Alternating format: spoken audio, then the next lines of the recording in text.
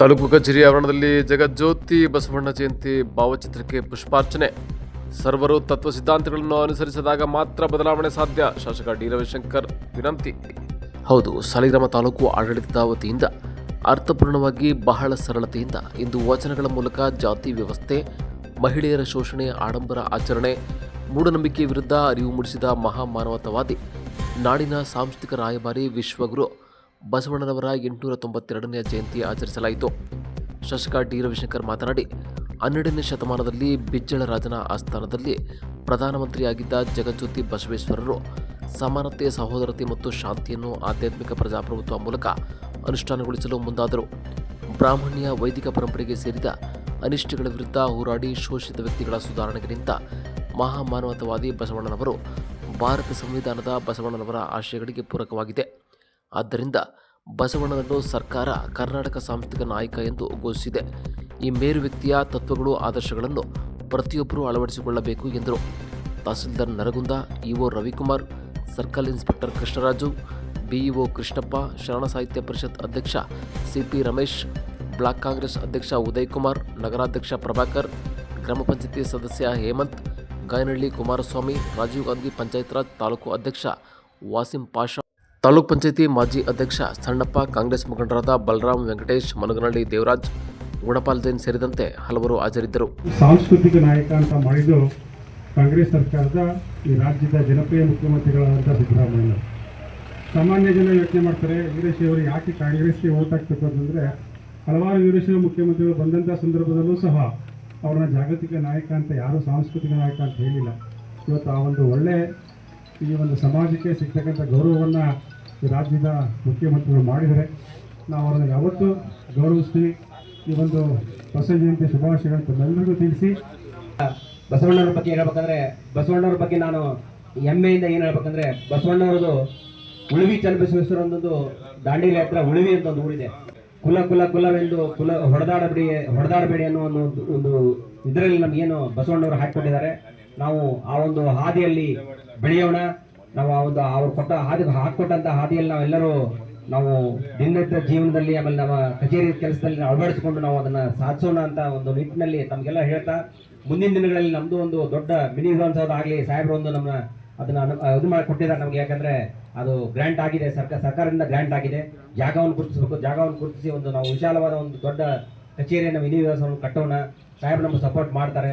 ಒಂದು ದೊಡ್ಡ ಆಫೀಸನ್ನು ಮಾಡ್ಕೊಳ್ಳೋಣ, ಹಾಗೂ ನಾವು ಬಸವಣ್ಣವರ ಹಾದಿಯಲ್ಲಿ ನಡೆಯೋಣ ಅಂತ ಈ ಸಂದರ್ಭ ಬಸವಣ್ಣನ ತತ್ವಗಳನ್ನು ಪಾಲಿಸಬೇಕು ಅಂತ ಹೇಳಿ ನಾವು ಮಾತಾಡ್ತೇವೆ ಮತ್ತು ಅದ್ರ ಬಗ್ಗೆ ಭಾಷಣಗಳನ್ನು ಕೂಡ ಮಾಡ್ತೇವೆ.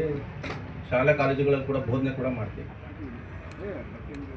ಆದರೆ ನಮ್ಮ ಸಾಮಾಜಿಕ ಏನು ವ್ಯವಸ್ಥೆ ಏನಿದೆ ಮತ್ತು ಇಲ್ಲಿಯ ಪರಿಸ್ಥಿತಿಗಳೇನಿದೆ, ಸನ್ನಿವೇಶಗಳೇನಿದೆ, ಇದೆಲ್ಲೂ ಒಂದೊಂದು ಸಲ ನಮ್ಮನ್ನು ಆ ತತ್ವಗಳಿಂದ ಮತ್ತು ಆ ಆದರ್ಶಗಳಿಂದ ನಮ್ಮನ್ನು ವಿಮುಖರನ್ನಾಗಿ ಮಾಡ್ತಕ್ಕಂಥ ಸಂದರ್ಭಗಳೇ ಜಾಸ್ತಿ. ತುಂಬ ಸವಾಲುಗಳಿದೆ. ಈ ಆ್ಯಕ್ಚುವಲ್ ವರ್ಲ್ಡ್ ಏನಿದೆ, ಇದರಲ್ಲಿ ತುಂಬ ಸವಾಲುಗಳಿದೆ. ಬಸವಣ್ಣನವರ, ಅಂಬೇಡ್ಕರ್ ಅವರ, ಬುದ್ಧನ ದರ್ಶನಗಳನ್ನು, ಆದರ್ಶಗಳನ್ನು, ತತ್ವಗಳನ್ನು ಯಥಾವತ್ತಾಗಿ ಪಾಲಿಸ್ಕೊಂಡು ನಾವು ಹೋಗ್ತೀವಿ ಅನ್ನೋ ದಾರಿನಲ್ಲಿ ಬೇಕಾದಷ್ಟು ಅಡೆತಡೆಗಳಿದ್ದಾವೆ. ಹಾಗಂತ ನಾವು ಆ ನೆಪವನ್ನು ಹೇಳಿಕೊಂಡು ಆ ತತ್ವಗಳನ್ನು, ಆದರ್ಶಗಳನ್ನು ಸಾರಾಸಗಟಾಗಿ ನಾವು ದೂರ ಇಟ್ಟು ಬದುಕ್ತಕ್ಕಂಥದ್ದು ಈ ಸಮಾಜದ ಭವಿಷ್ಯದ ದೃಷ್ಟಿಯಿಂದ ಒಳ್ಳೆಯದಲ್ಲ.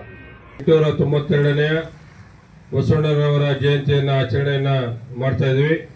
ಅದರಂತೆ ಇವತ್ತು ನಮ್ಮ KR ನಗರ ವಿಧಾನಸಭಾ ಕ್ಷೇತ್ರದ ಸಾಲಿಗ್ರಾಮ ತಾಲೂಕಿನ ಕಚೇರಿಯ ಮುಂದೆ ಆಚರಣೆ ಮಾಡುವಂಥ ಸಂದರ್ಭದಲ್ಲಿ ಎಲ್ಲರಿಗೂ ಕೂಡ ಬಸವೇಶ್ವರ ಜಯಂತಿಯ ಶುಭಾಶಯಗಳನ್ನು ನಾನು ಈ ಸಂದರ್ಭದಲ್ಲಿ ಮೊಟ್ಟ ಮೊದಲಾಗಿ ಸಲ್ಲಿಸಲಿಕ್ಕೆ ಬಯಸ್ತಾ ಇದ್ದೇನೆ.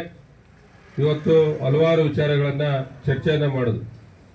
ಇವತ್ತು ನಾವು ಇಂದಿಗೂ ಕೂಡ ನಮ್ಮ ಸಮಾಜದಲ್ಲಿ ಸಮಾನತೆ ಬೇಕು, ಆರ್ಥಿಕ ಬದಲಾವಣೆ ಬೇಕು, ಮಹಿಳೆಯರಿಗೆ ಹೆಚ್ಚಿನ ಪ್ರಾತಿನಿಧ್ಯ ಬೇಕು, ಮತ್ತು ಸಾಮಾಜಿಕ ಇರ್ತಕ್ಕಂಥ ಚಿಂತನೆ ಭಾಳ ಅತ್ಯವಶ್ಯಕ ಅಂತ ಹೇಳಿ ಇವತ್ತು ಕೂಡ ಮಾಡ್ತಾ ಇರ್ತಕ್ಕಂಥ ಬಸವಣ್ಣನವರು 12ನೇ ಶತಮಾನದಲ್ಲೇ ಅವರು ಅನುಭವದ ಮಂಟಪದ ಮುಖೇನ ಎಲ್ಲರಿಗೂ ಕೂಡ ತಿಳುವಳಿಕೆಯನ್ನು ಕೊಡುವಂಥ ನಿಟ್ಟಲ್ಲಿರ್ಬೋದು. ಅವರ ಒಂದು ವಿಚಾರಧಾರೆಗಳನ್ನು ಅವರ ಮನಸ್ಸಿನಲ್ಲಿರ್ತಕ್ಕಂಥ ಆಲೋಚನೆಗಳನ್ನ ಎಲ್ಲವನ್ನು ಕೂಡ ತತ್ವಗಳನ್ನ ಆದರ್ಶಗಳನ್ನ ಎಲ್ಲವನ್ನು ಕೂಡ ಅವತ್ತೇ ಅವರು ನಮಗೆ ಸಮಾಜಕ್ಕೆ ಏನೆಲ್ಲ ಪರಿವರ್ತನೆ ಅಗತ್ಯತೆ ಇದೆ, ಸಮಾಜ ಒಂದು ಉತ್ತಮವಾದ ರೀತಿಯಲ್ಲಿ ಸ್ಥಿತಿಗತಿಗಳಲ್ಲಿ ಒಂದು ಉತ್ತಮ ಜೀವನನ ನಡೆಸುವಂತ ನಿಟ್ಟಿನಲ್ಲಿ ಯಾವ ರೀತಿಯಾಗಿ ನಮ್ಮ ಸಮಾಜ ಇರಬೇಕು ಅಂತಕ್ಕಂಥ ನಿಟ್ಟಿನಲ್ಲಿ ಅವತ್ತೇ ಕ್ರಾಂತಿಕಾರಿ ಬದಲಾವಣೆಯನ್ನ ಅವತ್ತೇ ದೊಡ್ಡ ಮಟ್ಟದ ಸಂದೇಶಗಳನ್ನ ಕೊಡುವಂತ ನಿಟ್ಟಿನಲ್ಲಿ ಬಸವಣ್ಣನವರು ಚಿಂತಕರಾಗಿದ್ರು. ಅದನ್ನೇ ಇವತ್ತು ನಾವು ನೋಡ್ತಾ ಇದ್ವಿ. ಬುದ್ಧ, ಬಸವಣ್ಣ, ಅಂಬೇಡ್ಕರ್, ಗಾಂಧಿ ಎಲ್ಲರೂ ಕೂಡ ಇವೆಲ್ಲ ಮಹನೀಯರು ಕೂಡ ಹೇಳ್ತಾ ಇರ್ತಕ್ಕಂಥದ್ದು ಸಮಾಜ ಸುಧಾರಣೆ ಇರ್ತಕ್ಕಂಥ ವಿಚಾರ ಇರ್ಬೋದು, ಸಮಾಜದ ಬದಲಾವಣೆ ಇರ್ತಕ್ಕಂಥದ್ದು ಇರ್ಬೋದು, ಇಂದಿಯೂ ಕೂಡ ಮಹಿಳೆಯರಿಗೆ ಪ್ರಾತಿನಿಧ್ಯ ಕೊಡಬೇಕಂತೇಳಿ ಏನು ವಿಚಾರ ಇತ್ತು ಅವತ್ತು 12ನೇ ಶತಮಾನದಲ್ಲೇ ಬಸವಣ್ಣನವರು ಮಹಿಳೆಯರಿಗೆ ಹೆಚ್ಚಿನ ಪ್ರಾತಿನಿಧ್ಯ ಕೊಟ್ಟು ಅನುಭವ ಮಂಟಪದಲ್ಲೇ ಅವರಿಗೆ ವಿಚಾರಗಳನ್ನು ಮಂಡಿಸುವಂತ ನಿಟ್ಟಲ್ಲೂ ಕೂಡ ಅವ್ರಿಗೆ ಜವಾಬ್ದಾರಿಗಳನ್ನ ಕೊಟ್ಟರು.